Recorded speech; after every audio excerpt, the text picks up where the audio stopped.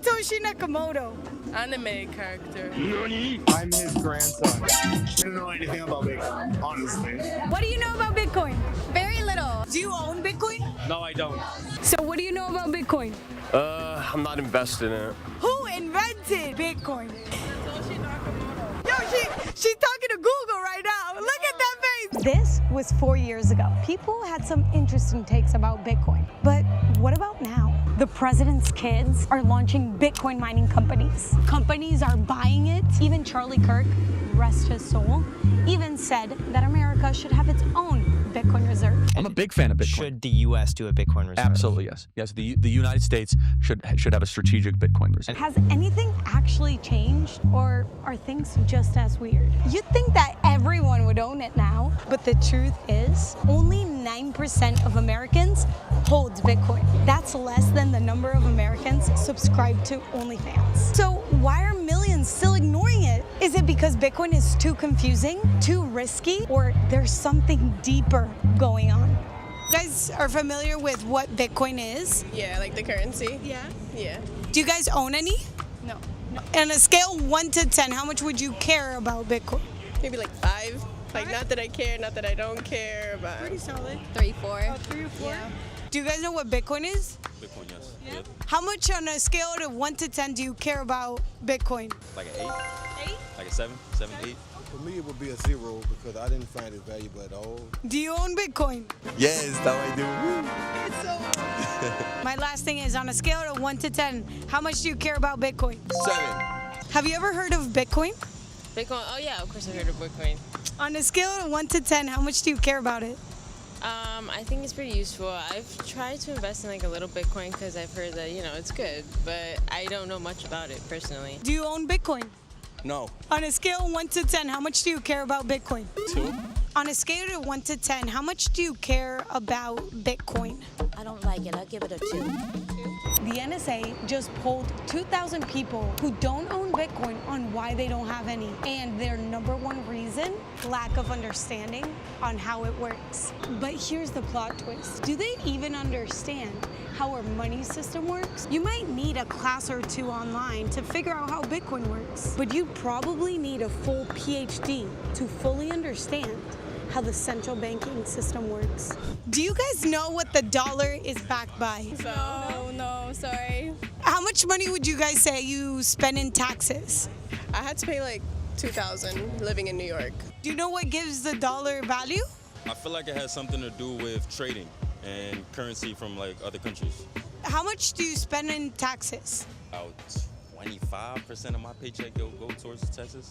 God damn. What is the dollar backed by? Apparently nothing. Apparently, I just learned this like 2 days ago. How much do you spend in taxes? Like $60,000 a year. What gives the dollar value? The person who has a dollar gives a dollar value. A real dollar has no value if you really think about it. That's my opinion on it though. What gives value to the dollar? I'd have to say supply and demand. How much money do you pay in taxes? A lot. More than I should. What backs the dollar? I don't know. Not unless if it's old money. Something that was passed down to you, I think. Yeah. How much money do you say you pay in taxes? I pay up to about like $8,000 in taxes. And do you think the taxes are, being spent properly? I don't. I don't. Everyone uses the dollar to buy things, but almost nobody questions it. You wake up, you get paid in dollars, you pay taxes in dollars, you save in dollars. And yet, you've probably never stopped to ask, what even is the dollar? The dollar, it used to be backed by gold. Now, it's backed by trust in government. If you stop paying taxes, you lose your freedom. If you stop using the banking system, you lose your livelihood. You didn't get to opt in. You were born into it with no way out. And the people running it, they are unelected, largely unaccountable, and somehow they are the ones that decide the price of everything, from your mortgage to your groceries. So here's the paradox. The biggest reason people say they don't buy Bitcoin is because they don't trust themselves to understand it. But the real danger is they have outsourced that trust to a system that they don't understand at all. And what do you think needs to happen, or how much the price needs to be for you guys to be interested in Bitcoin? I'm interested. I just feel like I don't want to like lose any, so I'm like haven't been trying to gamble my money as much. What would need to happen in order for you to care about Bitcoin? I don't know. I wouldn't give it much thought. What keeps you from investing or knowing about Bitcoin? I guess doing my own research. And what keeps you from like researching about it? Maybe all the other things that I have to do on my to-do list. What needs to happen in order for you to like care more about Bitcoin and own Bitcoin? I would have to learn enough about it to convince me that it's useful. People say they don't understand Bitcoin, but that's the thing. People don't even understand the money that they use every single day. What do they teach you in school about money? Nothing really. In like 4th grade, I took a crypto class. That's it. But it was like an elective. That's the paradox. Ignorance doesn't stop us from trusting the government, but it stops us from trusting ourselves with Bitcoin. Education is the bridge, because once people realize how money actually works, the system starts to look like the real gamble, and Bitcoin starts to look like our only way out.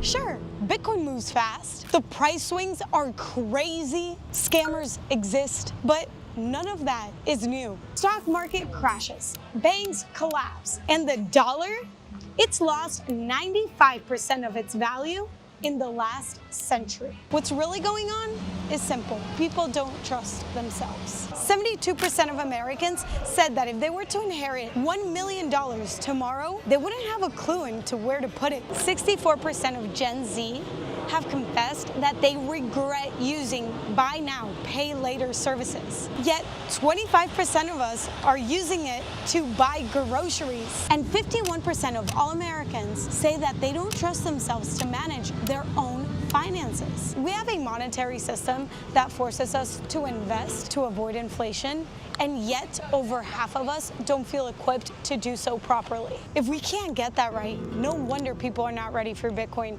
The sad truth is that most people would rather outsource their confidence to something that feels familiar, even if it's broken, than take the leap into something that they can actually control. With Bitcoin, there's no banker to bail you out, no hotline to call if you lose your password. The responsibility is yours, and yours only. So underneath the volatility, the confusion, the scams, there's a deeper fear, the fear of sovereignty. The thing is, people don't understand the benefit of sovereignty. You can cross a border with millions worth of Bitcoin in your head. No bank could ever freeze your funds, and no government could ever freeze your assets just because they don't like your politics. And that leaves us with a choice. Keep trusting a system that never earned it, or learn how to trust yourself.